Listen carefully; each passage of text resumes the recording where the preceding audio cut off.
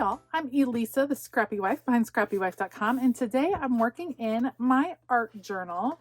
This is the Dilutions art journal. I have been loving working in it, and today we're going to do something different. So I have just finished cleaning out stickers. So I have a ton of alpha stickers that I decided that I was ready to get rid of, and I'm going to play with them in my art journal. We're going to see what I can do with some of these stickers, what I could create, and just play with it like that. I did this once in a previous art journal, kind of liked it. These are alphas that like I don't have enough letters to finish anything, if that makes sense. Like there's just not enough letters. So we're going to play with these, see what happens. Fun and simple, a good way to use up some of those like lonely orphan alphas that can't make words anymore. So they can't be in any other project, but they can live in your art journal.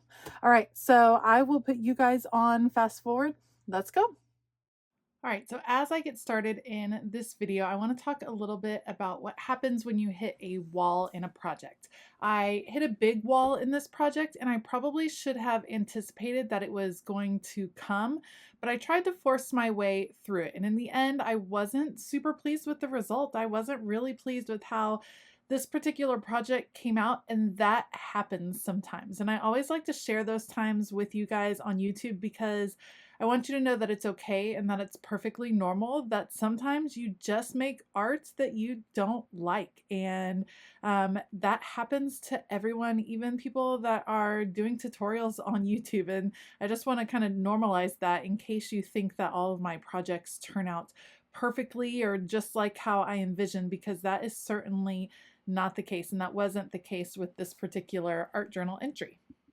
Okay, so I had all of these alphas. Like I said, I was cleaning out my sticker stash. I call them kind of orphan alphas, and I wanted to use them to create just a texture on the page. So obviously I've sped this up a ton, and I wanted to just make this wave kind of pattern across the page. And so I'm using different alphas of all different sizes and textures. Some are thicker, some are glitter, some are rather flat alphas. I'm using them all, and I'm not really worried about spelling anything or placing them in a certain way, just kind of spreading them across this wave.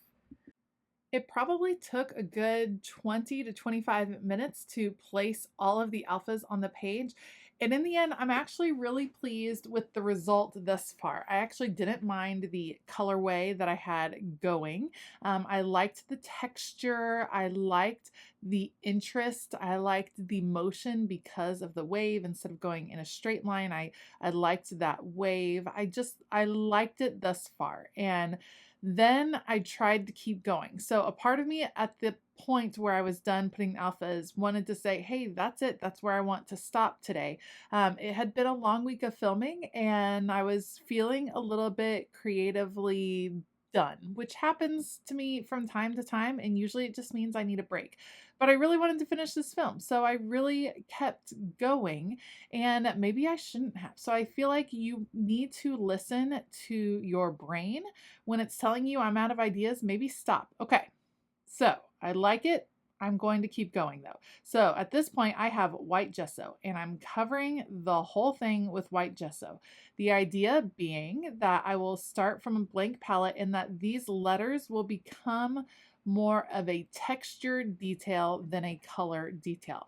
I'm watering down the gesso just a little bit so that it can get around all of the alphas. This is serving two purposes. It's actually gonna help secure them down just because it's coating them all. And then, like I said, you get a more uniform look just because they're covered in gesso. I'm also using the white gesso. You can see that I have some bleeding from other pages, and the white gesso will help cover that up and kind of give me a fresh blank canvas to work on. At this point, I still like it. I still think it's going pretty well. I still think that there's some things that I can do with this. It's going, but it's gonna start going off the rails in just a little bit. I did make sure to let this dry before I went on to the next step.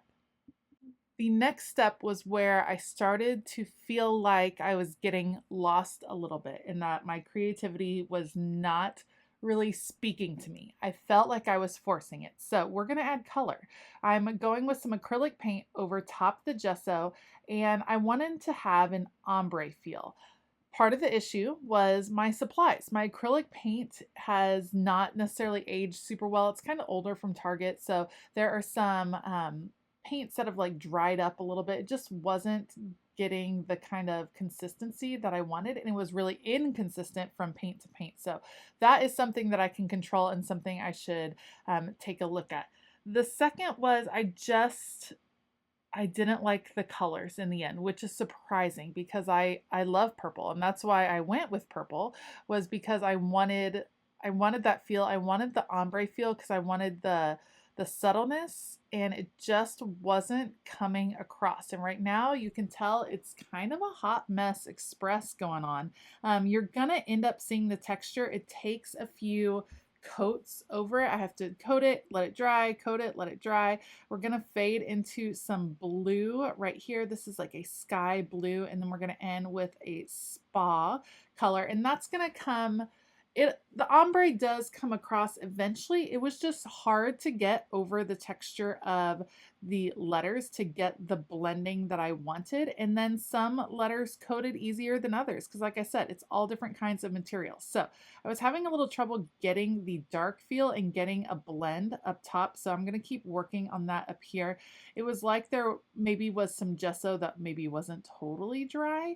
It just wasn't blending the way I wanted. And you can see I'm trying to work with it while it's wet, just to make sure the blending can happen. Because again, this is acrylic paint, not wash paint or watercolor. So it's not gonna react with water. So I got to work with it while it's wet. I'm working pretty fast. I know I've sped it up, so I'm definitely working fast from your position, but I was working pretty fast in my position. And that was another issue that I ran into, is that the speed was not working for me, in that my brain wasn't working at that speed. I was feeling tired. I was feeling a little drained. I should have done something that was a little bit slower. This was taking a lot of brain power, to be completely honest, to try to figure out how to make this work. And I kind of wanted to just stop at this point. I wanted to just not do it anymore, but I couldn't. I wasn't willing to just give up, and I maybe should have. And I think that there's times that it's okay to say, hey, this project isn't working for me. I'm going to stop. I'm going to walk away, and then I'm going to come back. And I think that would have been a more successful time for me, because truthfully, when I finish with the color here in a minute, it's not terrible. I should have let it dry for several days before coming back, but instead I just let it dry for about 40 minutes and then came back over the top. Okay, so the paint has dried. I'm coming over the top with my blending brush, and sorry for the shaking. I got pretty aggressive on the blending here. This is a metallic gold stamp pad from scrapbook.com. It's beautiful. It's a gorgeous stamp pad. And I wanted to brush the letters with the metallic. You can see how when I do the brushing over the top, it really does start to bring them out. This I liked. This was really highlighting that texture, which was something I was going for, but I got impatient. I should have just continued to do layers and layers and layers of this, but I didn't. What I grabbed for next, because of my impatience, was the Dina Wakley acrylic gloss sprays. And they have one that is in a beautiful metallic gold. And I brought that out, and then it splatted right there. Ta-da!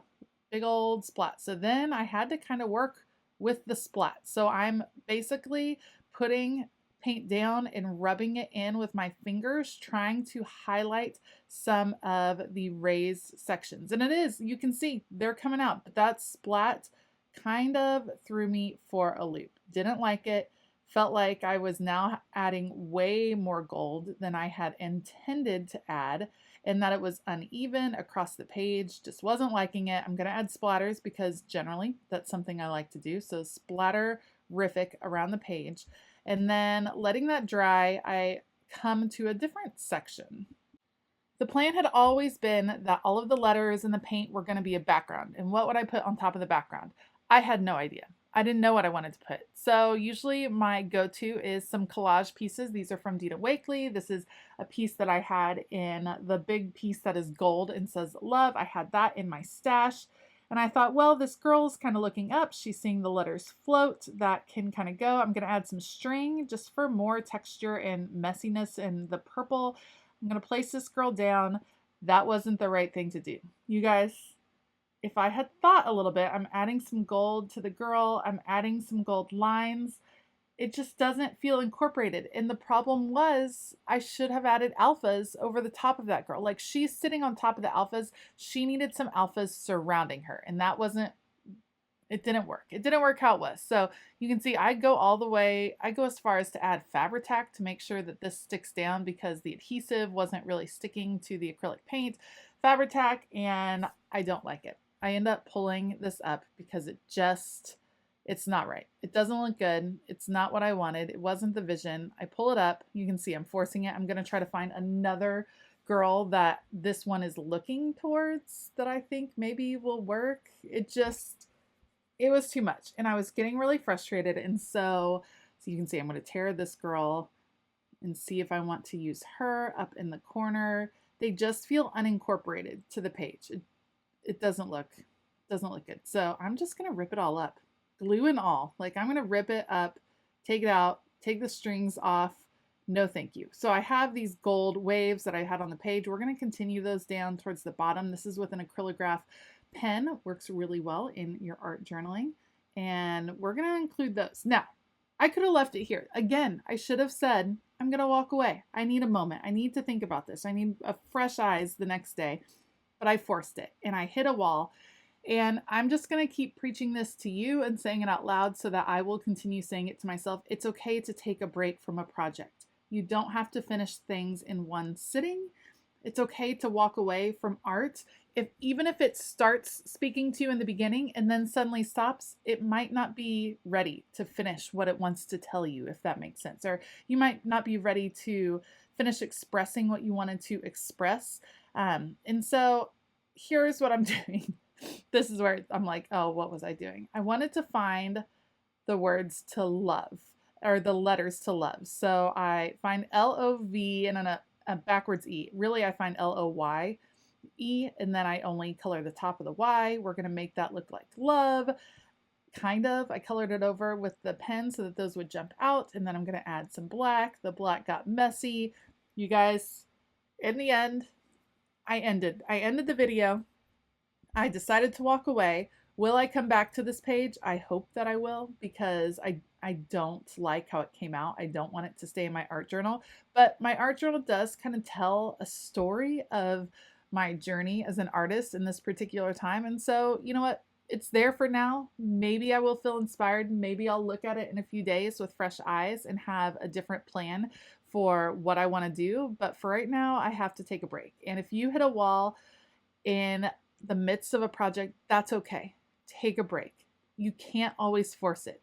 I do think using your creativity, it's like using a muscle. The more you use it, the more it comes to you. But there are times when it's just not going to work because life is hard. And sometimes it just doesn't all work out. So just wanted to share this video. I know it's kind of odd to share a project I'm not super proud of, but I thought, you know what, I'm going to be authentic and show you that not everything always works out. Thanks so much for watching. If you liked this video, please give it a thumbs up and consider hitting that subscribe button as well as the bell notification button. Just want to give a huge shout out to my Scrappy patrons. Thank you guys so much for all of your support, even when I end up making projects like this. All right, I hope that you have a fabulous day, and as always, keep it creative.